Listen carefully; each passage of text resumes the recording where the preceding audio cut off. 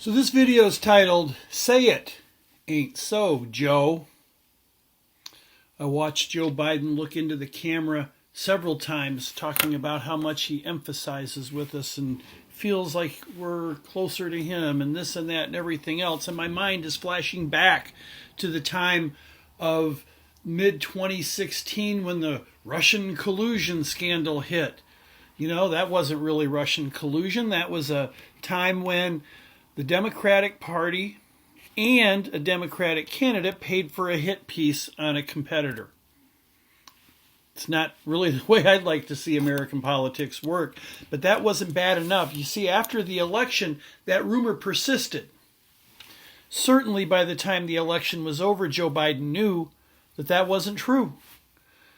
Did he come out and say, hey, the guy won fair and square, leave him alone? He didn't have any of that. I don't buy that Russian collusion stuff. He didn't even have to get into the details about what happened. He just had to say he didn't buy it, and maybe it all would have gone away. But no, Joe Biden didn't do that. And in January, he didn't do that. And after inauguration, he didn't do that. So we end up with the Mueller probe. Did he go across, find a news person, any news person, and say, hey, I don't buy this whole Russian collusion story. I don't think we need the Mueller investigation. You know, if he would have, it probably would have helped him more now than what he did, which is nothing. He watched the Mueller investigation unfold for years without saying a thing.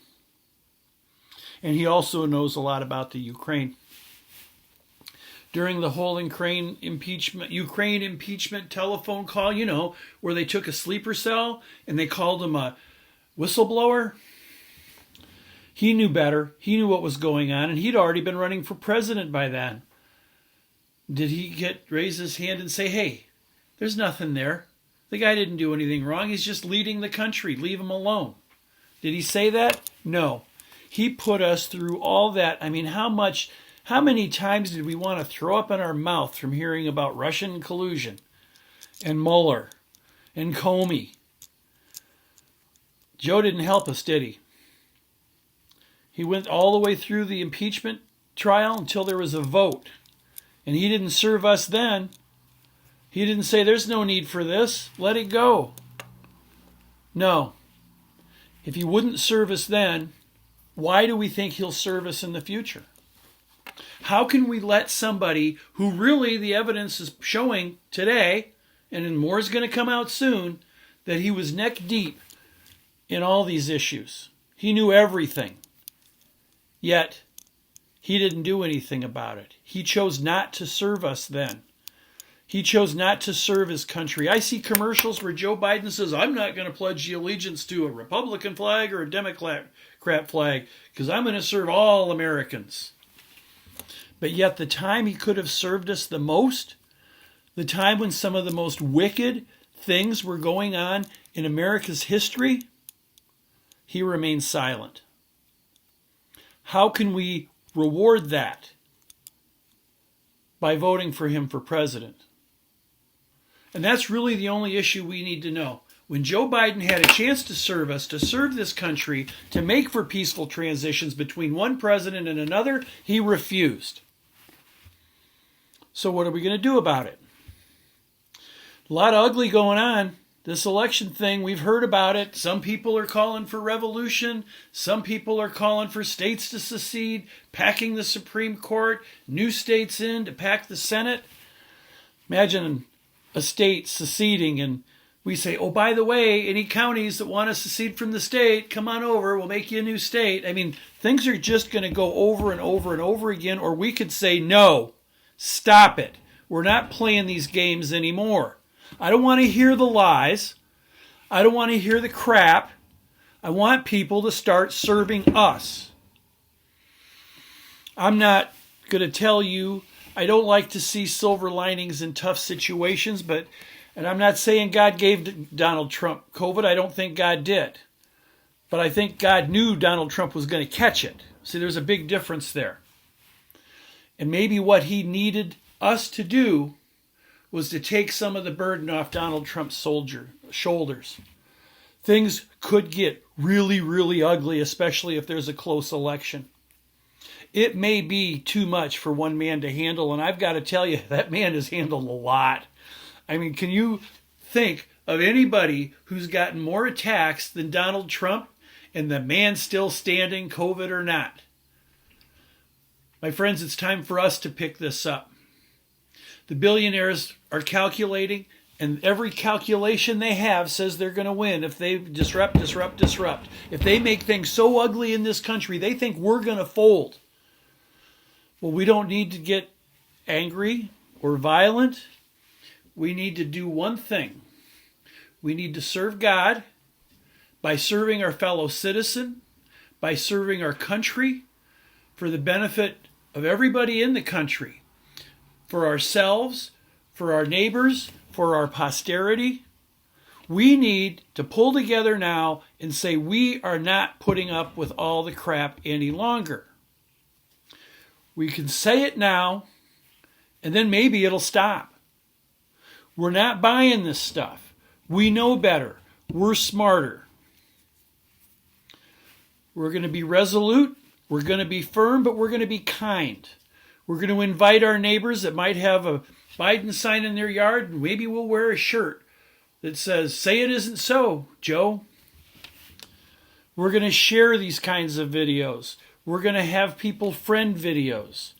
We're all going to stand resolute. We're going to make something here of a movement that'll be even bigger than a billionaire's dollars. If we get 200 million people put $100,000 worth of effort, not money, but effort, we'll have $20 trillion in action, which is more than any billionaire can overcome. Plus, they're kind of cheap.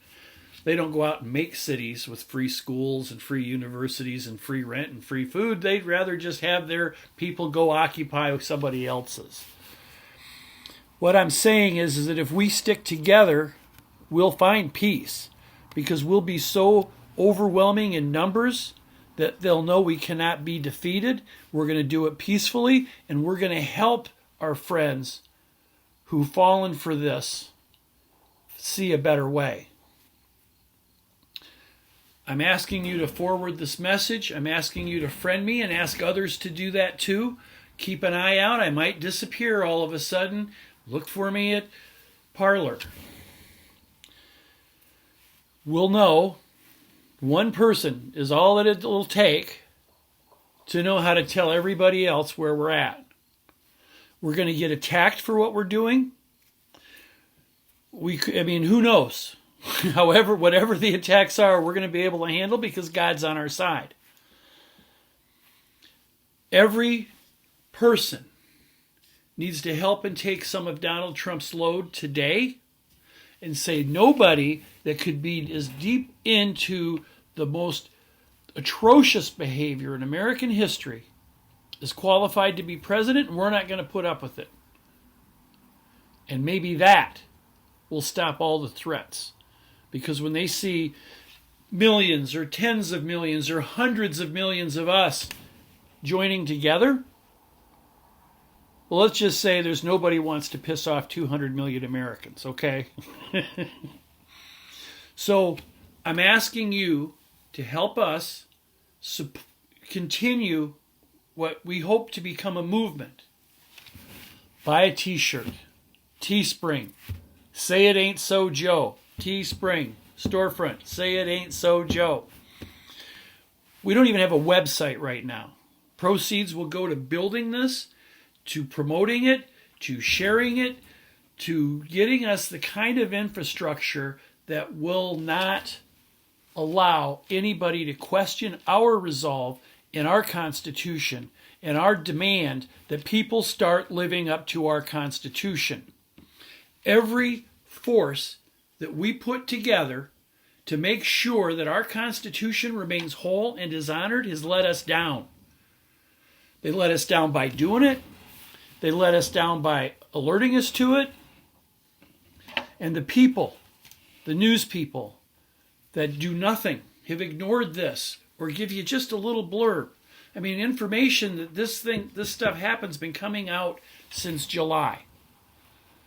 We know that if there was no Russian collusion, we know that the information we had ahead of time meant that we didn't need the Mueller probe, and we know that what was going on in the Ukraine was dirty. It was an effort of the president to clean it up, and how many people in Congress and in the Senate supported the effort to bring down a sitting president over a bogus claim.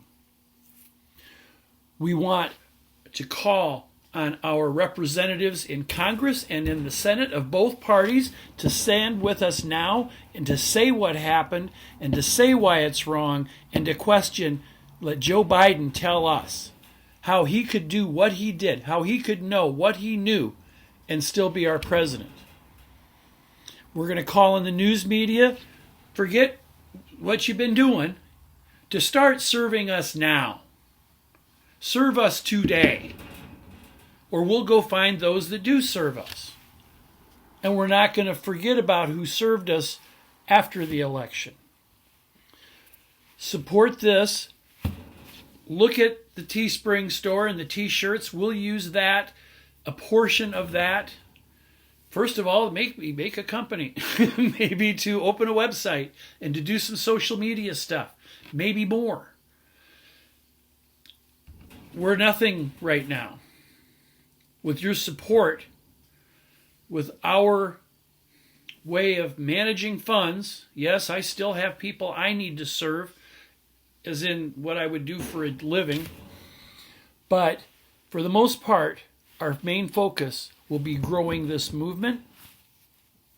No promises. We'll get all the paperwork done as soon as we get a website and a couple other things happening. This is going to be a bootstrap effort, and we can tell the president, take your time, heal as you need to. We got this. We're going to take your load for a while because you've borne the burden for us for all these years. Are you ready? Let's go. Let's tell them we're not putting up with it in a way that one person couldn't possibly imagine. And I know we haven't been one person. We've all been supporting the president. But we're going to say with or without Donald Trump, we're not going to put up with it. And the best way to prove it is to do it now. Thank you.